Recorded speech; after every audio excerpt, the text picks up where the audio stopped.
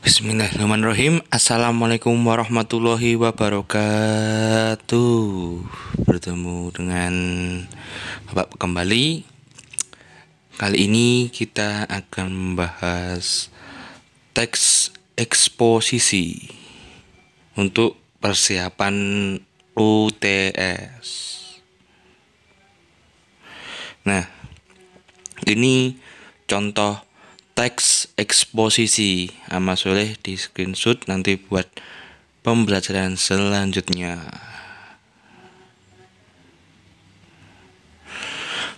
Mengenali unsur-unsur teks eksposisi. Teks tersebut tergolong dalam jenis teks eksposisi, ya teks tadi ya, yang kalian screenshot tadi. Teks tersebut mengemukakan sejumlah pendapat seperti fakta tentang kondisi hutan di Indonesia. Teks eksposisi memuat penilaian, dorongan, atau ajakan-ajakan tertentu kepada khalayak. Bentuk teks eksposisi, terutama di dalam media massa, dapat berubah esai, tajuk rencana atau editorial, ataupun tanggapan kritis. Sebagaimana yang terdapat pada contoh sebelumnya yang tadi yang kalian screenshot, bahwa bagian-bagian teks eksposisi dibentuk oleh dua unsur utama, yaitu gagasan dan fakta. A. Gagasan disebut juga ide ataupun pendapat. Isinya berupa pernyataan yang mungkin berupa komentar, penilaian, saran, dorongan, dan bujukan. Contohnya seperti di bawah ini. B. Fakta. Fakta adalah keadaan atau peristiwa yang merupakan kenyataan suatu yang benar-benar ada atau terjadi. Dalam teks eksposisi, fakta berfungsi untuk memperkuat gagasan sehingga diharapkan lebih meyakinkan khalayak. Contoh seperti di bawah ini.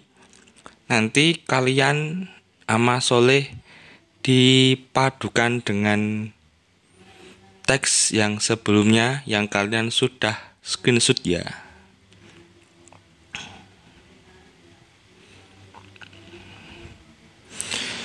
Jenis-jenis paragraf berdasarkan letak gagasan umumnya. 1. Paragraf deduktif. Paragraf deduktif adalah paragraf yang gagasan umumnya terletak di awal paragraf. Gagasan umum atau gagasan utamanya dinyatakan dalam kalimat pertama. Seperti di contoh ini, yang tercetak miring adalah gagasan utamanya. Jadi, ini menjadi paragraf deduktif.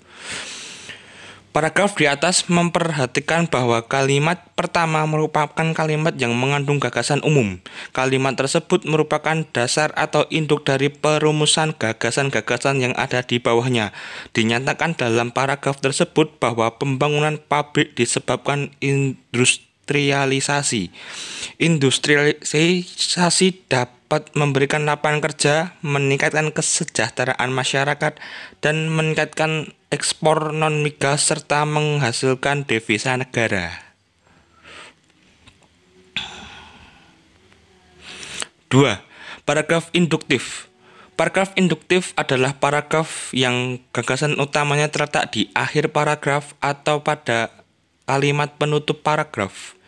Ya, seperti di contoh yang tercetak miring. Paragraf di atas dengan jelas mengungkapkan gagasan bahwa remaja tidak selalu bernilai negatif.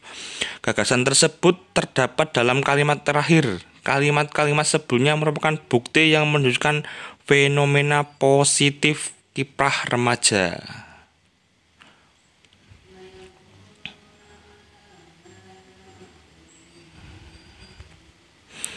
3. Paragraf campuran. Paragraf campuran adalah paragraf yang gagasan umumnya terletak pada kalimat pertama dan kalimat terakhir. Dalam paragraf ini terdapat dua kalimat utama. Kalimat terakhir paragraf ini merupakan penegasan dari pernyataan yang dikemukakan dalam kalimat pertama. Seperti dicontoh kali ini ya. Gagasan utama paragraf tersebut adalah agrobisnis merupakan sektor terpenting bagi bangkitnya perekonomian Indonesia.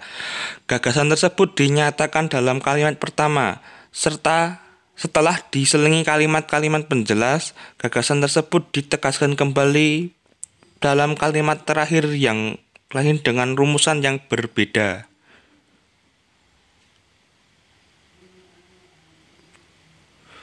Selanjutnya, struktur teks eksposisi 1. Struktur teks eksposisi. Perhatikan contoh kembali teks eksposisi yang kalian screenshot tadi yang telah dipelajari pada bagian tadi. Tampak bahwa teks eksposisi tersebut terdiri atas bagian berikut. 1. Judul. Judul berfungsi mengarahkan perhatian dan memaparkan isi teks secara singkat kepada pembaca. Judul sering disebut kepala karangan. Kedua, tesis, yakni berupa pengalihan isu, masalah, ataupun pandangan penulis secara umum tentang topik yang akan dibahasnya. Yang ketiga, rangkaian argumen, berupa sejumlah pendapat atau argumen penulis sebagai penjelas atas tesis yang dikemukakan sebelumnya. Pada bagian ini dikemukakan pula sejumlah fakta yang memperkuat argumen-argumen penulis.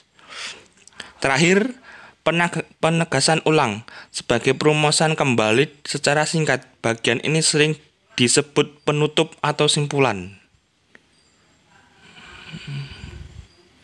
Nah, berikut contoh dari teks yang kalian screenshot tadi.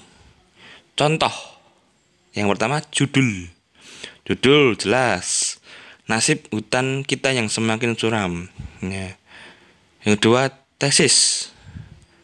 Tesisnya, jika pemerintah tidak cepat bertindak dalam 10 tahun mendatang, hutan Sumatera akan musnah dan diikuti oleh musnahnya hutan Kalimantan. Bagian ini disebut tesis karena mengenalkan permasalahan utama. Kemudian kemungkinan musnahnya hutan, bagian itulah yang kemudian menjadi fokus utama pembahasan teks tersebut. Ketiga, rangkaian argumen. Pengelolaan hutan tidak menunjukkan adanya tanda-tanda perbaikan dibandingkan tahun sebelumnya. Sebaliknya, kecenderungan justru semakin memburuk. Kebakaran hutan semakin terus terjadi, penebangan liar semakin meningkat, diperburuk lagi dengan rencana pembukaan lahan hutan lindung bagi pertambangan. Keadaan tersebut jelas menambah suram nasib hutan. Kutipan tersebut merupakan contoh argumen atau pendapat yang ada dalam teks nasib hutan kita, ya, seperti teks tadi. Pengelolaan, nah ini contohnya ya. Pengelolaan hutan tidak menunjukkan adanya tanda-tanda perbaikan dibanding tahun sebelumnya. Kedua, sebaliknya kecenderungan justru semakin memburuk. Keadaan hutan masih terus terjadi, penebangan liar semakin meningkat, diperburuk lagi dengan rencana pembukaan lahan lindung bagi pertambangan. Yang terakhir, keadaan tersebut jelas menambah suram nasib hutan kita. Yang keempat, penegasan kembali, penutup. Rupanya kedua masalah itu belum cukup. Pemerintah menambah rencana pembukaan kawasan hutan lindung untuk areal pertambangan. Kebijakan tersebut jelas semakin menyempurnakan derita hutan Indonesia. Bagian tersebut merupakan suatu simpulan dari paparan sebelumnya. Hal ini ditandai oleh kata-kata kedua masalah itu jelas belum cukup. Kebijakan tersebut jelas. Nah, atau kalimat terakhir ini. 2. Kaidah kebahasaan teks eksposisi. Perhatikan kata-kata yang digunakan dalam teks eksposisi. Misalnya teks berjudul Nasib Hutan Kita Semakin Suram atau yang kalian telah screenshot. Teks tersebut pun memiliki kaidah-kaidah kebahasaan yang khusus bagi berikut. 1. Menggunakan kata-kata teknis atau peristilahan yang berkenaan dengan topik yang dibahas.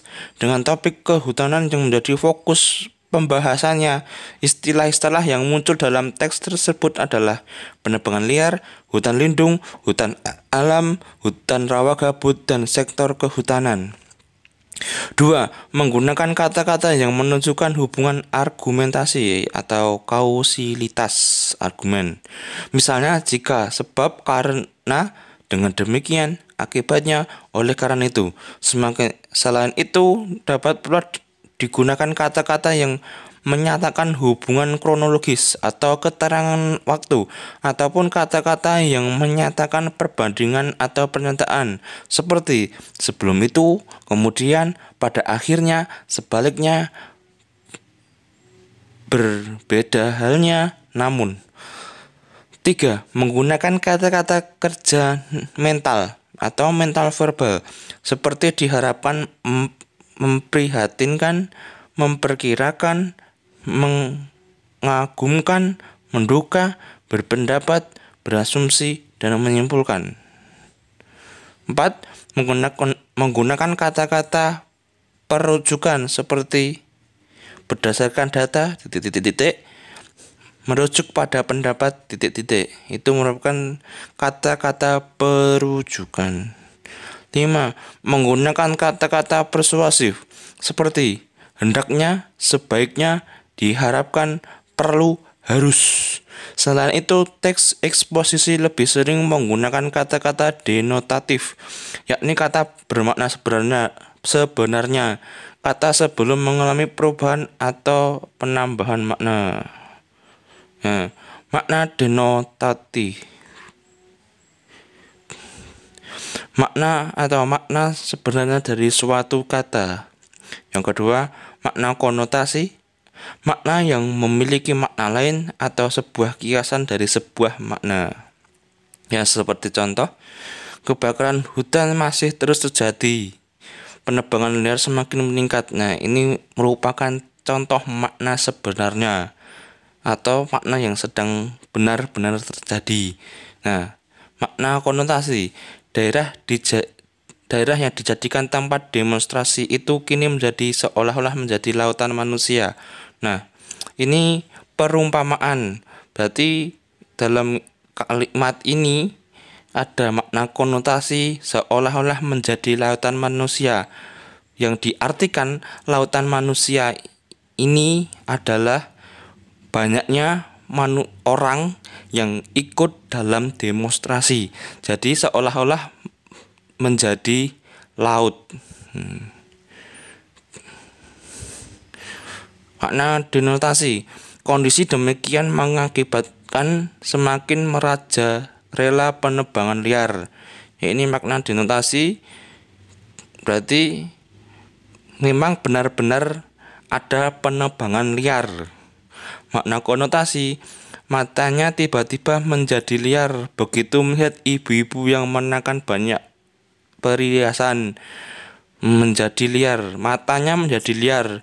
Itu artinya dia memiliki hasrat untuk mencuri atau bisa dikatakan mata duitan.